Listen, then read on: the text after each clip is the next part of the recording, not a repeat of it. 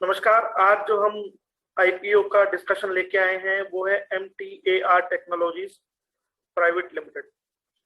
कल ये आईपीओ 3 मार्च को खुलने वाला है और 5 मार्च को खत्म होने वाला है। कंपनी का जो बिजनेस है वो बहुत ही यूनिक बिजनेस है। आइए कंपनी के बारे में जानते हैं। मैं हूं आपका दोस्त सीए आशीष गोयल, और अगर अभी तक आपने हमारे चैनल को सब्सक्राइब या शेयर नहीं किया है तो प्लीज लाइक कर दीजिए, शेयर कर दीजिए, सब्सक्राइब कर दीजिए। थैंक यू दोस्तों। कंपनी के बारे में जानते हैं। Company leading precision engineering solution providing company है ये, जो कि क्रिटिकल प्रिसीजन कंपोनेंट मैन्युफैक्चर और असेंबल करती है, mostly for the high national important projects को जो ये सर्व करती है through their precision machining, assembling, quality control, testing control, fabrication etcetera. 1999 में दोस्तों कंपनी बनी थी। कंपनी जो मैन्युफैक्चर करती है वो critical and differentiate engineering projects in the nuclear space defence energy segment में ये कंपनी प्रोडक्ट्स को मैन्युफैक्चर करती है। कंपनी के 7 जो है वो मैन्युफैक्चरिंग फैसिलिटीज हैं, उनमें से वो सातों के सातों हैदराबाद में है, including EOU export oriented undertaking. 31 दिसंबर 2020 तक जो कंपनी की जो ऑर्डर बुक थी वो 350 करोड़ रुपए थी, जो अप्रोक्सीमेटली इसके फाइनेंशियल ईयर 20 के जो रेवेन्यू है उसका 1.6 टाइम्स थी। कंपनी की ऑर्डर बुक जो है उसमें 48% जो है वो स्पेस एंड डिफेंस को जो एलोकेट होता है, 28% जो है वो न्यूक्लियर सेक्टर को एलोकेट होता है, 24% जो है वो क्लीन एनर्जी सेक्टर को एलोकेट होता है। आइए दोस्तों कंपनी के जो क्लाइंट्स हैं उनके बारे में जानें। कंपनी के जो क्लाइंट है वो ISRO, Indian space research organisation, DRDO, Rafale, NPCIL and Bloom energy. अगर दोस्तों कंपनी के मैनेजमेंट के बारे में जाना जाए तो मोस्ट ऑफ द जो प्रमोटर है कंपनी के वो एक्स सर्विसमैन है, कहाँ पे? इसरो के, DRDO के और NPCIL के। अब अगर दोस्तों कोई कंपनी आती है तो और वो फंड जुटाते हैं तो उनको पैसा कहाँ पर लगाना है वो भी हमको देख लेना चाहिए। तो जनरल पर्पस कॉर्पोरेट एक्सपेंसेस पे पैसा खर्च करेंगे, फंडिंग करेंगे, वर्किंग कैपिटल रिक्वायरमेंट में। जिस तरीके के बिजनेस में कंपनी है उसमें एक एक प्रोजेक्ट जो है और एक एक बिजनेस जो है वो काफी टाइम तक वो प्रोजेक्ट चलता है, तो इसके लिए इनको वर्किंग कैपिटल रिक्वायरमेंट बहुत ज्यादा जरूरत पड़ती है।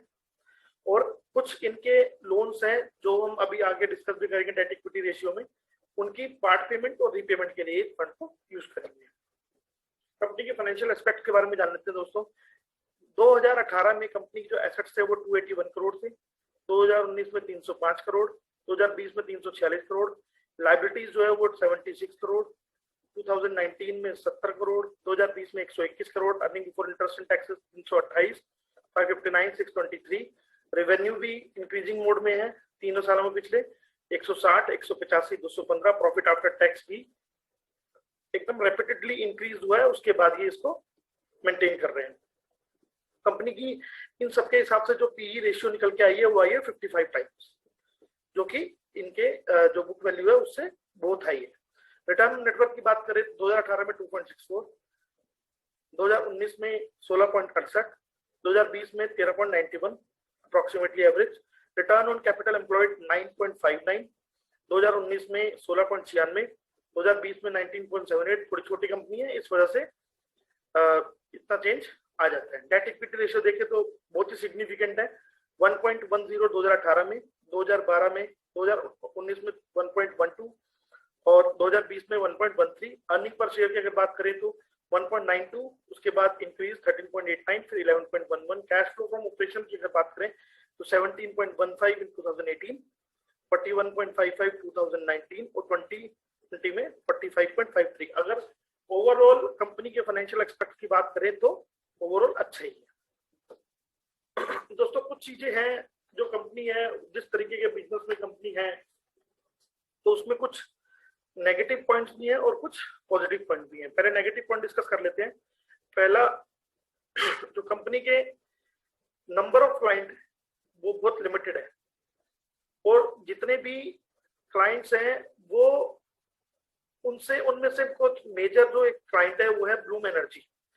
ब्लूम एनर्जी से कंपनी का जो मेजर रेवेन्यू है 2018 में 49.14 रेवेन्यू, और 2019 में 61.43 और 2020 में 64.53। दैट मींस मेजर रेवेन्यू जो है कंपनी का वो ब्लूम एनर्जी से आता है, which is quite negative point. अगर कल को जो जिस कंपनी इसमें ये एक्सपोर्ट करती है, अगर कल को ब्लूम एनर्जी को कोई और सप्लायर मिल जाता है और कोई और उसको लगता है कि अच्छा बिजनेस दे सकता है, तो वो अगर यहाँ से इनका हाथ हटा तो कंपनी के मार्जिन रेवेन्यूज पे बहुत असर पड़ सकता है। बाकी NPCIL और इसरो इनसे 27%, इन दोनों से अप्रोक्सीमेटली 30% रेवेन्यू आता है।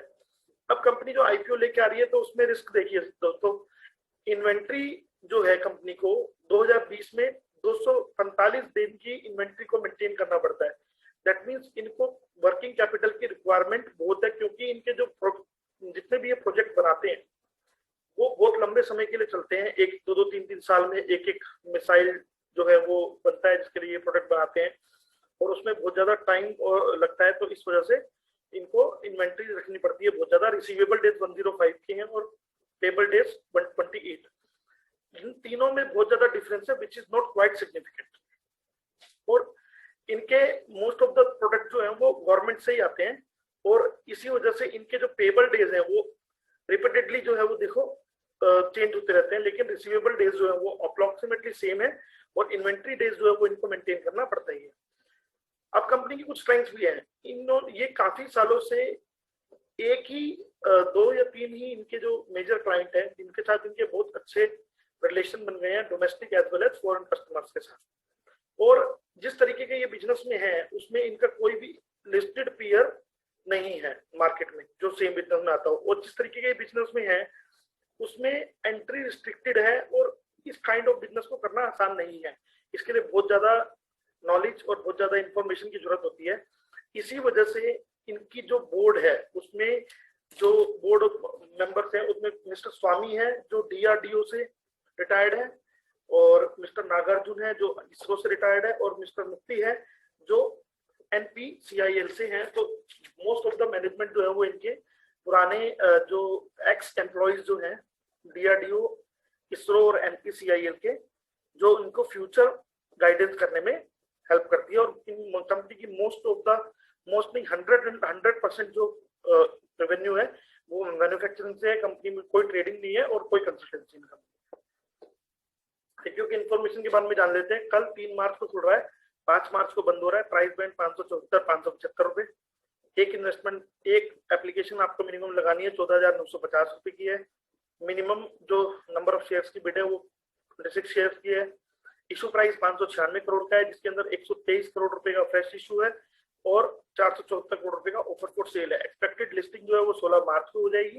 अलॉटमेंट डेट जो है वो 10 मार्च की है, और मैक्सिमम आप रिटेल कोटा में जो 35% अलॉटमेंट है रिटेल कोटा को, जो अप्रोक्सीमेटली सारे IPO में सेम होती है, उसमें 13 एप्लीकेशन के लिए अप्लाई कर सकती है। तो दोस्तों हमारी जो इस IPO को लेके जो रिकमेंडेशन है वो कुछ क्वाइट डिफरेंट है। एक तो जो आज की डेट में अप्रोक्सीमेटली 70% इसका ग्रे मार्केट जो प्रीमियम है वो चल रहा है 350 रुपए। तो ये तो कंफर्म है कि लिस्टिंग गेन तो सिग्निफिकेंट, तो लिस्टिंग गेन क्वाइट गुड आने ही आने हैं। उसके बाद मैं तो ये कहूंगा कि अगर हमारे को लिस्टिंग गेन के बाद जिस तरीके की मार्केट बुल रन चल रही है और रेट अगर बढ़ता है और कुछ प्रॉफिट बुकिंग आती है या कुछ करेक्शन आती है, तो हो सकता है मे भी शायद ये जो शेयर का प्राइस जो है वो अप्रोक्सीमेटली अगेन अपने जो इशू प्राइस है उसके आसपास आ जाए। तो जितना सिग्निफिकेंट गेन मिले, मेरी तो राय ये है कि इसमें लिस्टिंग गेन लेके बाहर निकल जाना चाहिए। लेकिन अगर आपको लॉन्ग टर्म के लिए शेयर को अलॉट करना है तो ये ऐसी कंपनी नहीं है कि आप इसको छोड़ दो शेयर को लेके, और कंपनी की क्वार्टरली रिजल्ट वगैरह, एनालिसिस वगैरह और कोई न्यूज वगैरह आ रही है अगर कंपनी से रिलेटेड तो आप उसको ना देखें। इस कंपनी में आपको रेगुलर ही आपको मस्ट वॉच रखना पड़ेगा अगर आपको इस शेयर को अपने लिए आगे के लिए अगर लॉन्ग टर्म के लिए रखना है। तो ये छोटा सा हमारा एनालिसिस है दोस्तों MTAR के IPO पे, जिसकी कल IPO ओपन हो रहा है, और हमने अपनी और भी पुरानी वीडियोस डाली हैं हमारे चैनल पे, और ये भी हमने छोटा सा एनालिसिस किया है कल आने वाले IPO का। अगर ये वीडियो दोस्तों अच्छी लगी हो तो लाइक करिए, शेयर करिए, सब्सक्राइब कीजिए।